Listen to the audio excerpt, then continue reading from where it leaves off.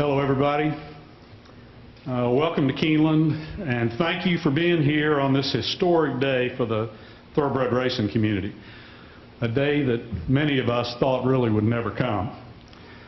The amount of passion and commitment to making our sport safer and more transparent that's in this room doesn't always give way to immediate agreement.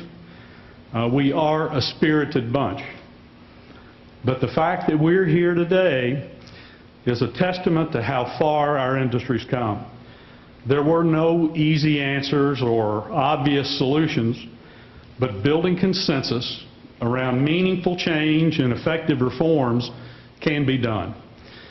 Before we start the introductions, I'd like to take a moment to thank Leader McConnell for bringing the people standing before us together to make unprecedented progress on an issue that is of the utmost importance to all of us.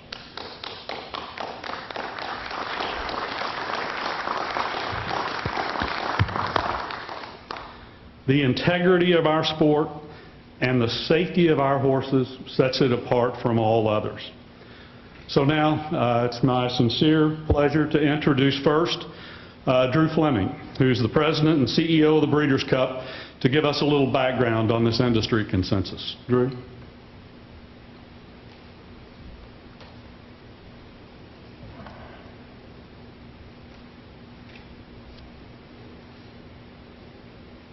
Good afternoon, everyone.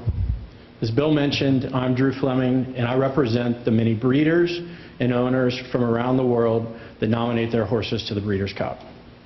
It is an honor to be here today among such distinguished guests, including members of Thoroughbreds Racing's leaders and biggest supporters, which include Leader McConnell and Congressman Barr.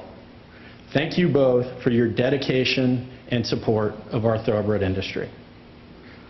Thoroughbred racing is rich in history and tradition. It is a global enterprise, and like many equine sports around the world, it celebrates the athletic achievement and our collective appreciation of the horse. Unlike other professional sports with central league offices, thoroughbred racing is regulated at the state level, which has resulted in a patchwork of medication restrictions, inconsistent enforcement and operational requirements, and testing protocols and accountability measures that vary across state lines. Simply put, it is an inefficient system. Our industry needs uniform standards and protocols that are consistently enforced to make sure that integrity and equine safety are top priorities for every track, every horseman, and every race in all 38 state racing jurisdictions. Many best practices and promising safety solutions have been identified, but there is no central authority to ensure compliance or consistency across the board. We owe it to the fans, the public, and most importantly, we owe it to the horse to come together and get this right. As such, I'm honored to announce today the formation of the Horse Racing Integrity and Safety Authority. The formation of the authority was achieved through an impressive and encouraging collaborative effort. We all recognize that our industry has challenges ahead, and it is imperative that we come together as one to bring about positive change. I'd like to thank Senator McConnell for his leadership. He has spent a career forging compromises and bringing people together to achieve positive results. I don't need to point out that our industry has been trying to reach a consensus on these issues for quite a while. But in the spring, Leader McConnell called a meeting to say he was going to bring all sides together to achieve a solution. And he did just that. The legislation and central governance structure that we will share with you today is the direct result of his efforts to engage with all segments of the horse racing industry, including the Jockey Club, Churchill Downs, Breeders' Cup, Keeneland, the Stronach Group, the New York Racing Association, and other major racetracks, racing industry organizations, and the breeders and owners, horsemen, veterinarians, jockeys, and trainers. This unprecedented display of unity sets us up for a new era of collaboration for the enhancement of the safety of the horses that inspire us and the integrity of the sport that defines us. Thanks to Leader McConnell and the willingness of some of racing's major organizations, we stand before you committed and unified on one of the most important days in our sport as we set out on a path for a cleaner and safer industry. The formation of this authority and the introduction of this legislation represents the most comprehensive safety and integrity initiative in the history of the United States thoroughbred racing. This will bring our sport in the 21st century and protect it for future generations to come. Thank you very much.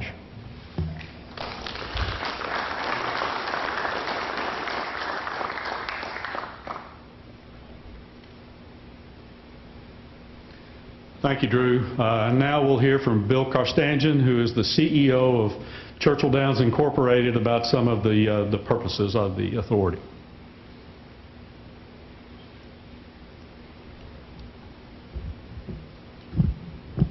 Thanks, Bill. Good afternoon, everybody. Drew just described the circumstances surrounding why we came together as an industry to pursue this bill. I will spend a few minutes describing what the bill does and who does it.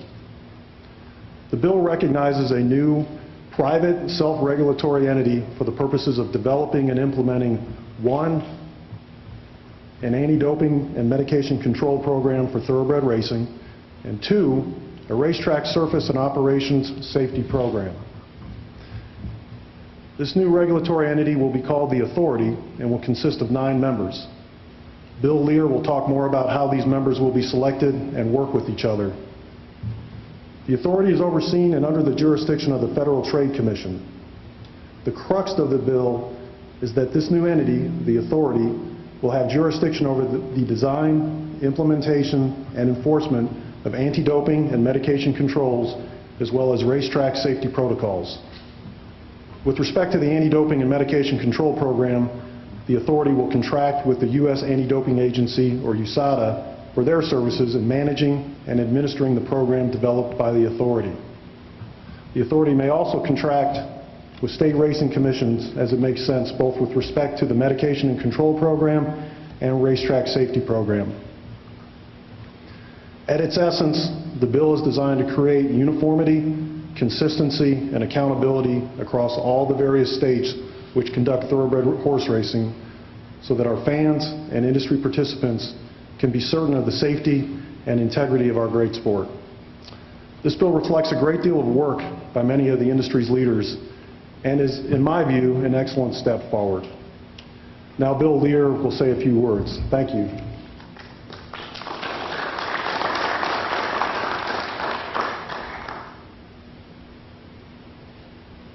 Thank you, Bill and the other speakers here today.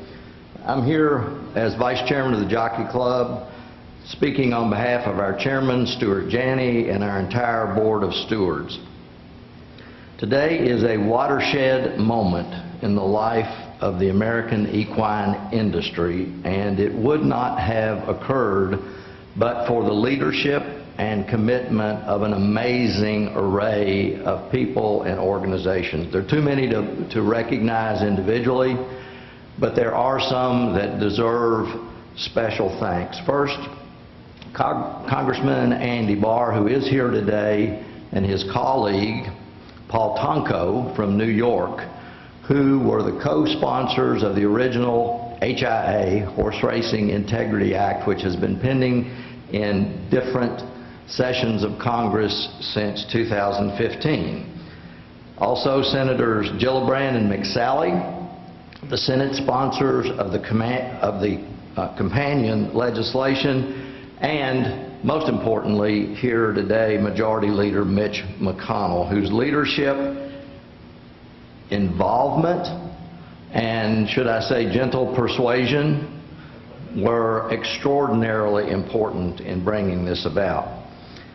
The legislation and the private self-regulatory organization we are announcing today represent a coming together of 2 initiatives, the success of which is critical to the safety of our human and equine athletes and the integrity of our sport. On the one hand has been the legislative involvement going back to 2015 that we call the HIA, that was led by the Jockey Club, the Breeders' Cup, the Water Hay Oats Alliance, known as WOA, Keeneland, USADA, the Humane Society of the United States, and others, to reform and dramatically enhance our medication and anti-doping system.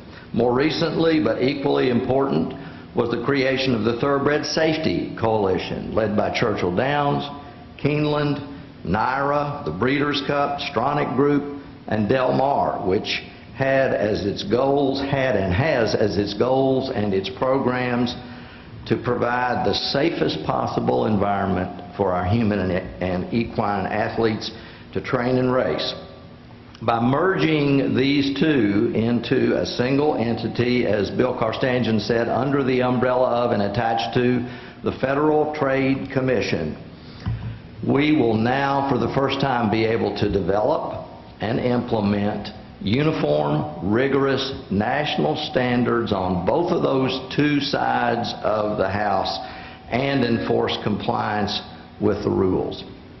The authority will be governed by an independent board chosen by a blue ribbon panel drawn from business, sports, and academic circles. The majority of its board will be independent, meaning persons from completely outside of the equine industry, and the minority of the members will be drawn from recommendations of groups within the industry. None will have current involvement, therefore no conflicts, nothing to gain or lose by the rules considered and the rules adopted. But from within, from the expertise within the industry, I'm talking about groups representing trainers, owner breeders, jockeys, regulators, tracks, all the major constituencies from within the industry.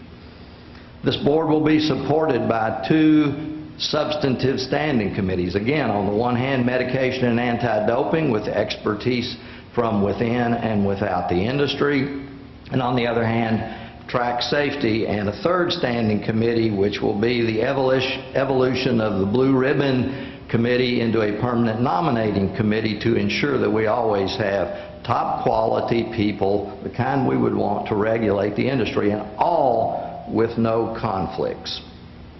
And last but not least, the enforcement entity will be USADA, the United States Anti-Doping Agency, the gold standard in preventing performance-enhancing drugs and methods in sports. The hallmark of this entire program will be independence, industry expertise, and effective enforcement. The Jockey Club looks forward to working with all other persons and organizations that want to see enhanced safety and integrity in our sport in supporting this legislation and this authority. Thank you.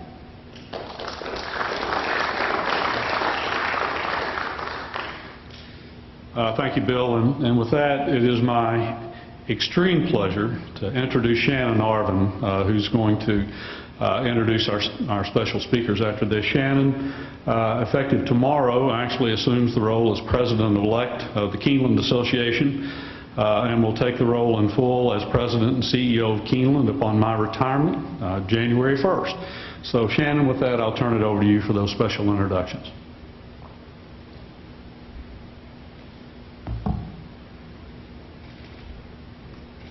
Thank you, Bill.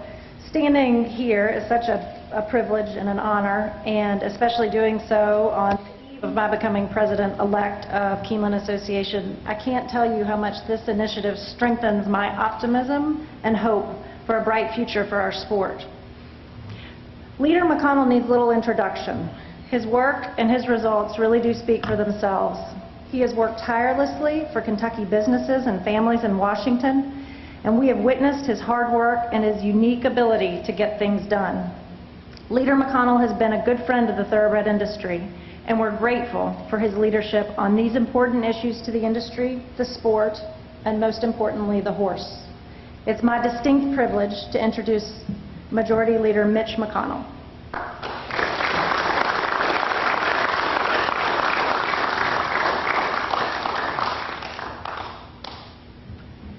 Well, good afternoon, everyone.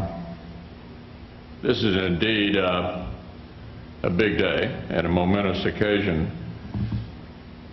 for thoroughbred horse racing, which we all love all across Kentucky.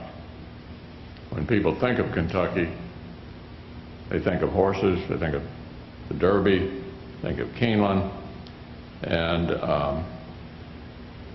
I don't have to tell an audience full of people who are thoroughly familiar with this industry, we've had some differences among various segments of this wonderful sport.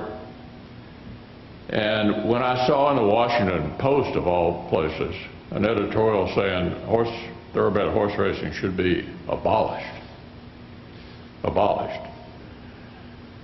I gasped, and when I got past the initial shock of it, thought it might be a good time to talk to all the various players and see one more time if it were possible for all of us to get together.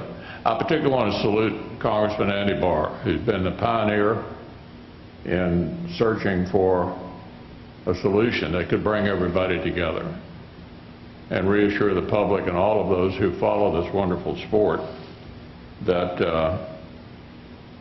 that is being conducted properly.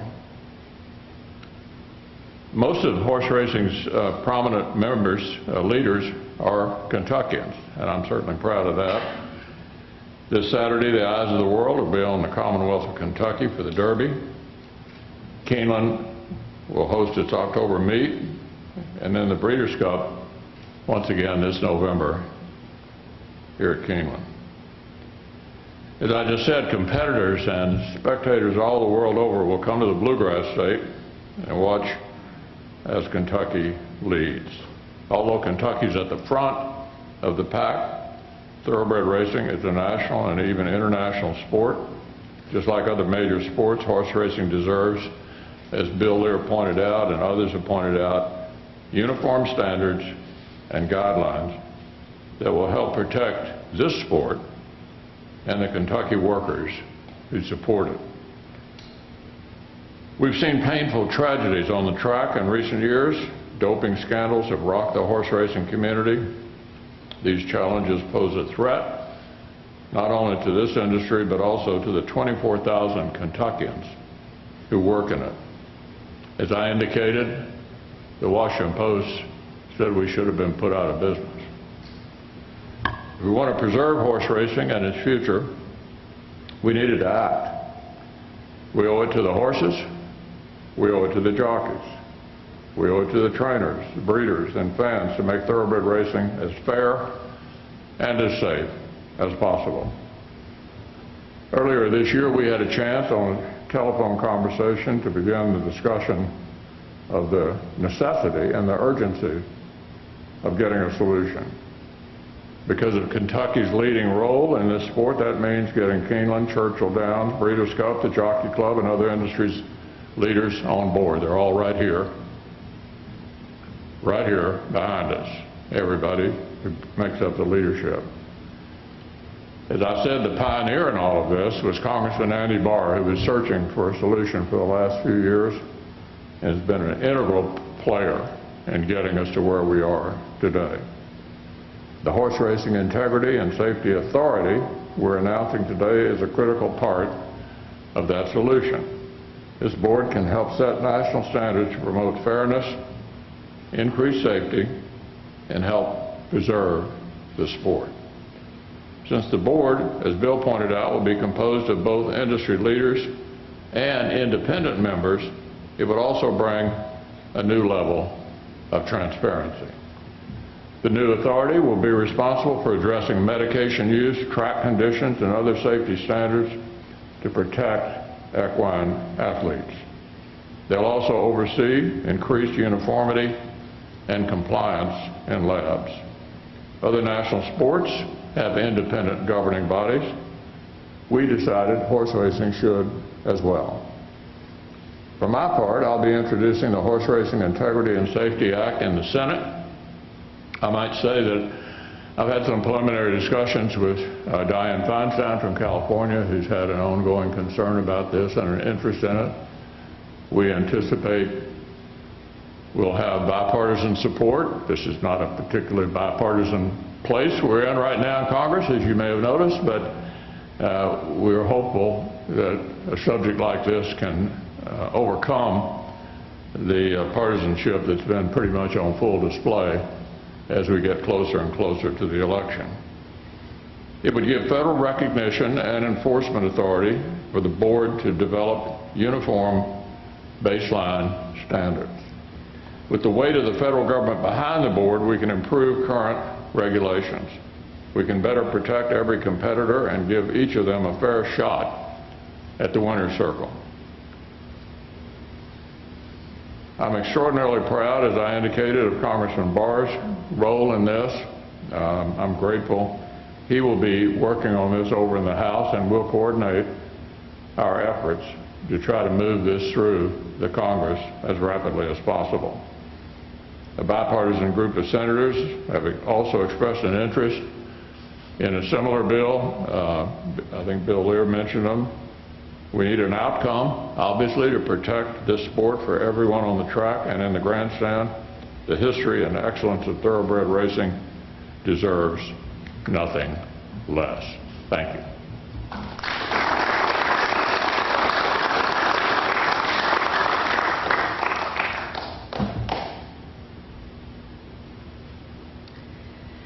Congressman Andy Barr has represented the 6th District well, working for Kentucky, which means working to improve horse racing.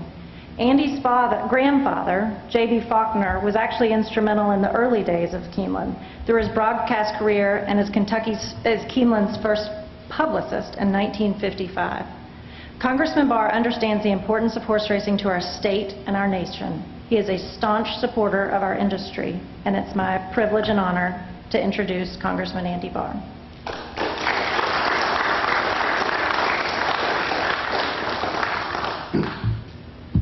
Good afternoon. Thanks, Shannon.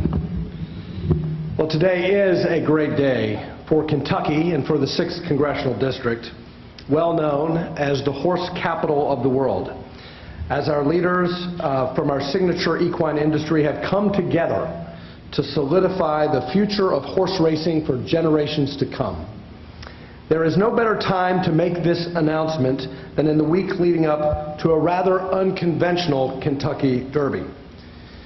Throughout my time in Congress, I've worked diligently to enact policies that will promote economic growth and investment in this key Kentucky industry.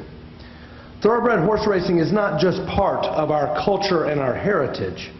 It is also a major source of jobs and economic opportunity for our people.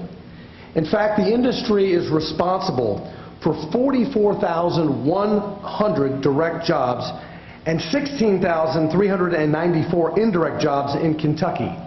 So we must secure its future. I've always believed that the future prosperity of this beautiful sport depends on uniformity of the rules of racing. Currently regulated by 38 separate racing jurisdictions, the horse racing industry labors under a patchwork of conflicting and inconsistent state-based rules governing prohibited substances, lab accreditation, testing, and penalties for violations, and as in much need for certainty and reform to achieve safety, integrity, and fair competition. The proposal the speakers before me have outlined builds on the bipartisan legislation I have introduced in the House of Representatives each Congress with my Democrat colleague Paul Tonko of New York, who represents another great racetrack, Saratoga.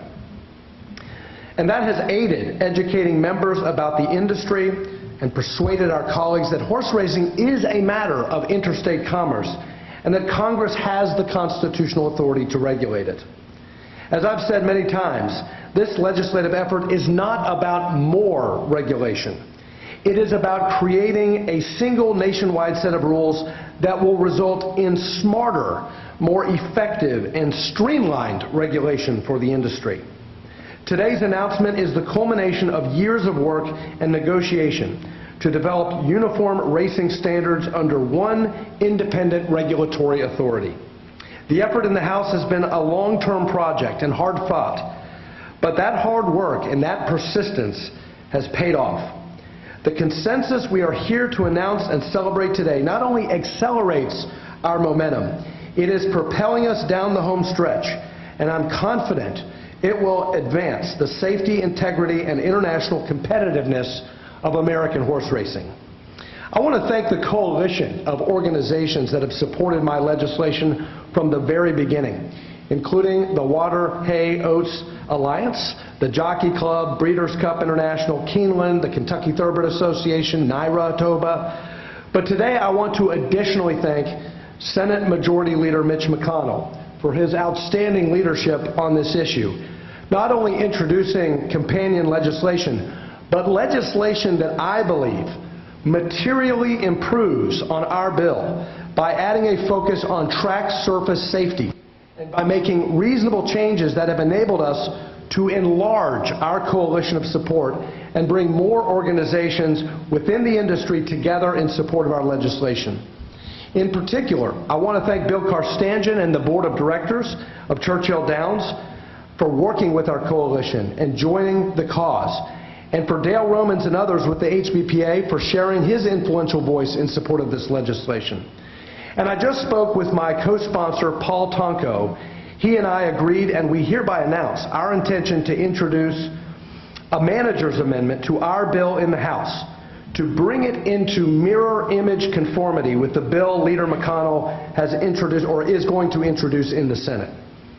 The Horse Racing Integrity and Safety Authority established in the bill will be tasked with creating uniform national standards regarding prohibited and permitted substances for use in the horse, setting up an accreditation system for labs to test drug samples, and to develop regional standards regarding racetrack safety.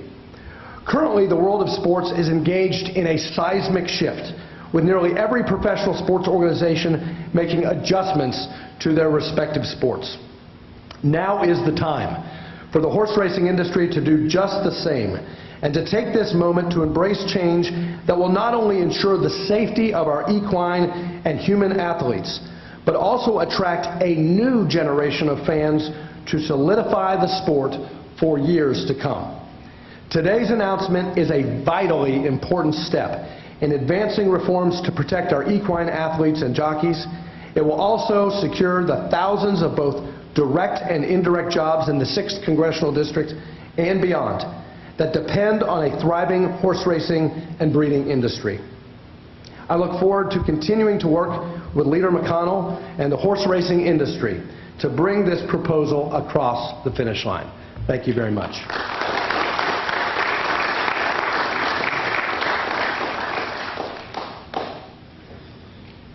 Thank you, Congressman Barr. And for all of us, Senator McConnell, thank you for your extraordinary leadership on this issue, support of our industry over these many, many years, and commitment to Central Kentucky and to the things that are important to us. And Congressman Barr, for your passionate, continuing commitment to all of the things that are important to so many of us, for our athletes, and that never give up attitude that you have exhibited today, and again for all the ones that have been mentioned that have been a part of this. The Jockey Club, Churchill Downs, and the Breeders' Cup, for the great discussions that have been happening over this time and the spirit of compromise that's brought us to this historic moment when we're able to do things that are meaningful and that this industry has strived to do, that the horses deserve and our hard-working people in our industry deserve. This is our moment.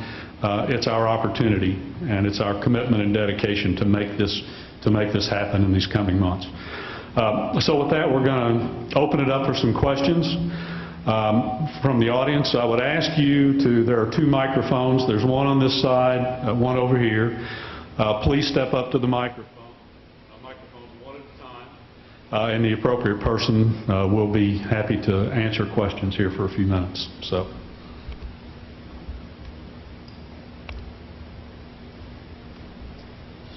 I just want to make sure, am I first? Yeah, all right. I just want to make sure I understand what's being introduced, right? So this bill is going to create the authority, and then the standards for regulating all of this will be passed over to the authority to set those standards? Is that what the legislation is going to do?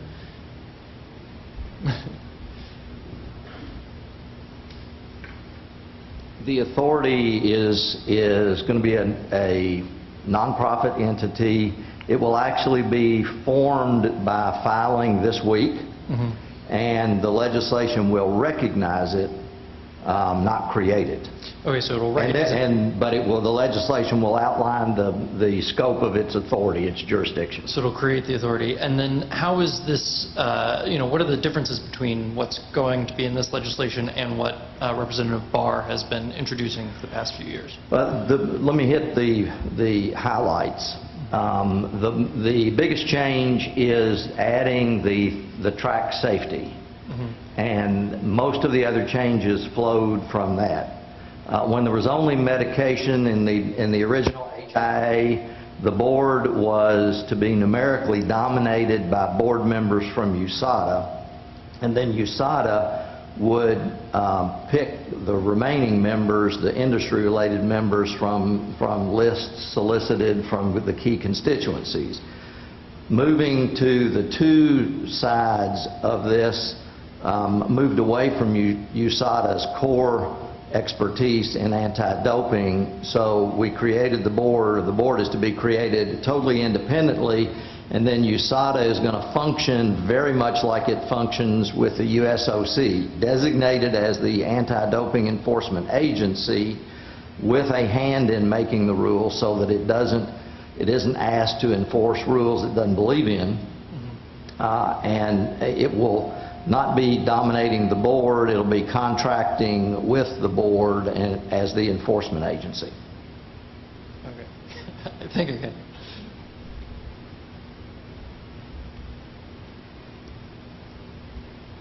Hi, Matt Hegarty with the Daily Racing Forum. Just a question for Bill Karstanjian. What changes were there that brought Churchill Downs around to supporting this bill when you guys hadn't in the past? I think Bill just highlighted those. We were really always on the same page from the perspective of something really needed to be done to take our sport forward into the future. It was a question of how to do it and how to ensure the longevity of what we do. So independence, clarity of governance, clarity of roles between those enforcing and administering the rules and regulations versus those that are creating the rules and regulations. All those detailed issues were all things that we talked about over the last few years, and I commend the Congressman and Leader McConnell for always being voices of encouragement and voices of wisdom, reminding us that we needed to find a way forward through this. So those were the significant drivers. Okay, and then one other question. Does the current bill have a funding mechanism in this, and how much do you think it's going to cost annually for this type of authority?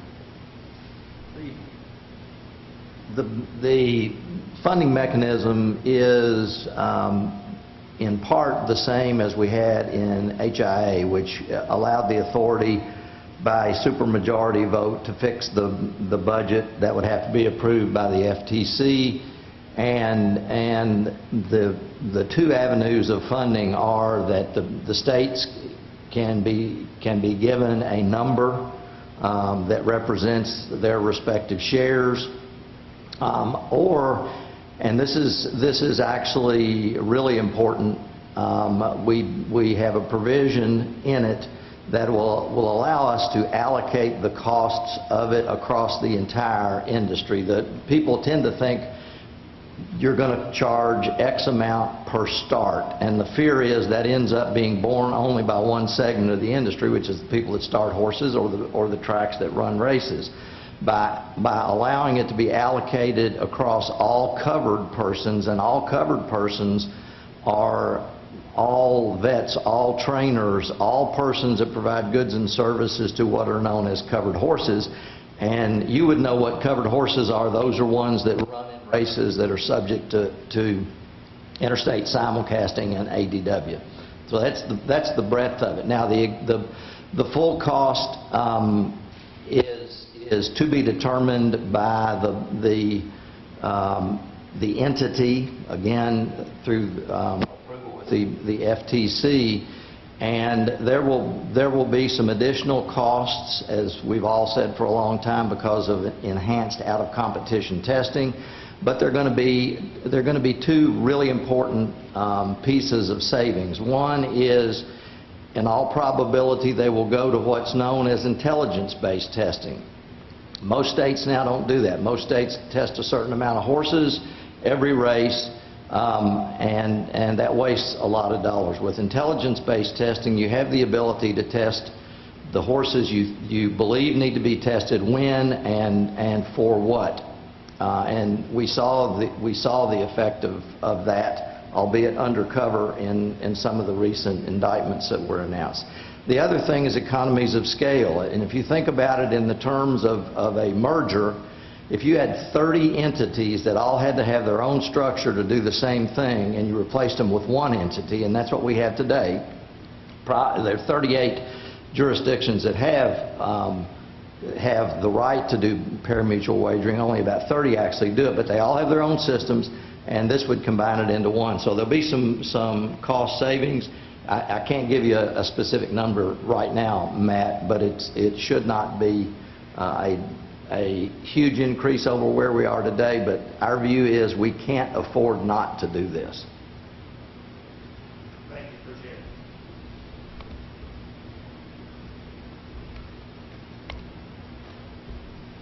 Hi, Frank Hanks with Blood Horse. For Senator McConnell or Representative Barr, just kind of what's the timing of this legislation to be introduced?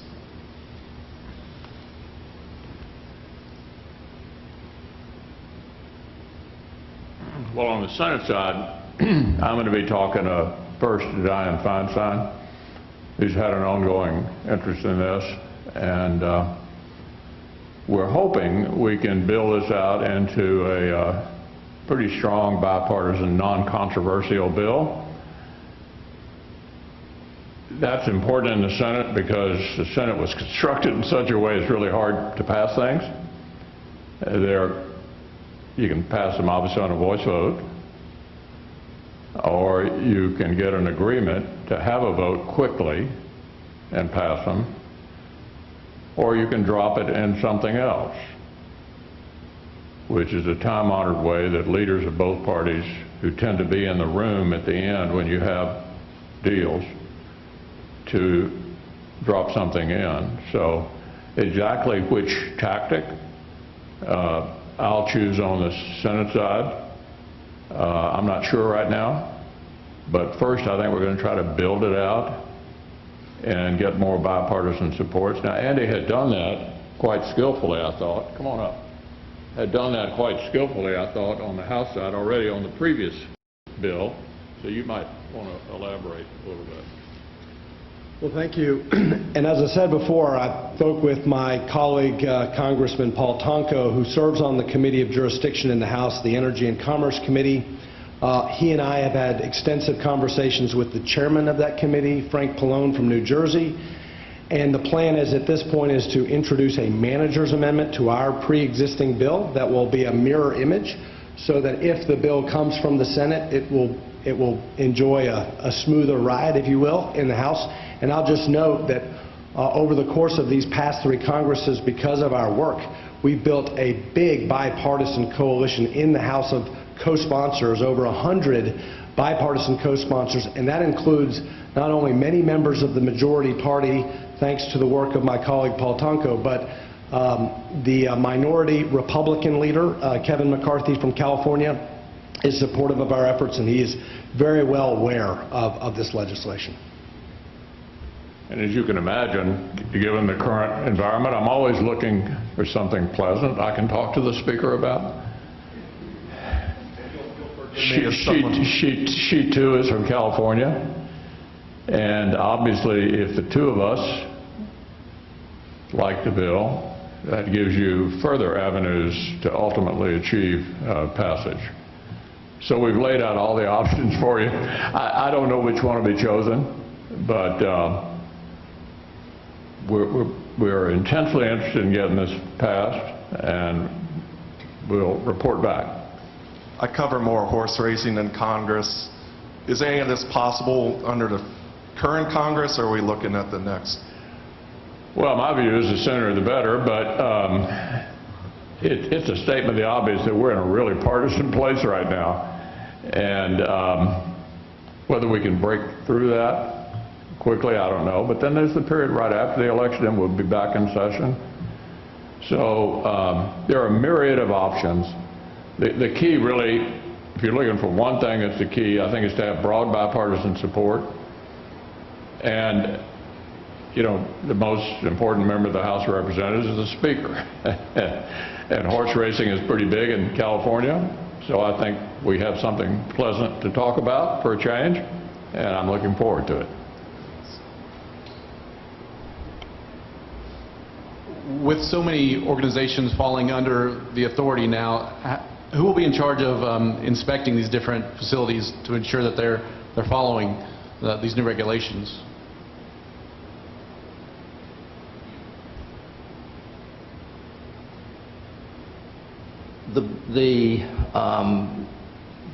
On the enforcement of medication regulations, the enforcement agency is designated as USADA. Now, USADA, under the legislation, will have the ability to contract with existing organizations at the state level as long as they are deemed to be effective and compliant with the regulations. So there is, and this also will help keep the cost down where it's possible to do it. Plugging into the existing mechanisms is something that's allowable under this. On the track safety side, there is actually a good template out there with what NTRA has done with their track accreditation program. There is not an organization like USADA per se on the track safety side, so the authority presumably, well, is intended to develop that, and accreditation is going to be a big part of what they do, and then they'll have their personnel that would be able to inspect. Guilford, Spectrum News, Kentucky. With a form of this HIA bouncing around Washington for a handful of years, was the forming of this authority that last necessary piece to get this legislation over the hump? Was it that crucial part? Is that why this was formed?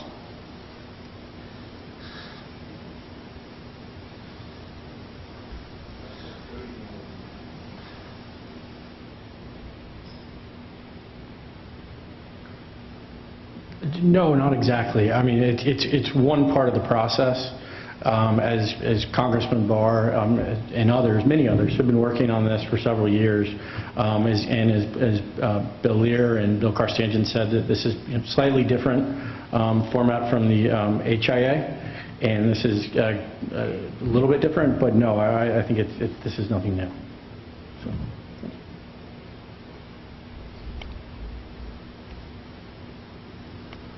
As a breeder, small breeder, I'm very thankful for all the groups getting together and finally making this possible. It's been a hard effort for everyone. Woe, representing the breeders, and then all the tracks getting together. This is a must for all of us. The better, the spectator. It's a time of need, and I want to thank Andy and Senator Leader Mr. McConnell for all the hard work you all have done, and all you leaders up there, the hard work you've done. Thank you for everyone.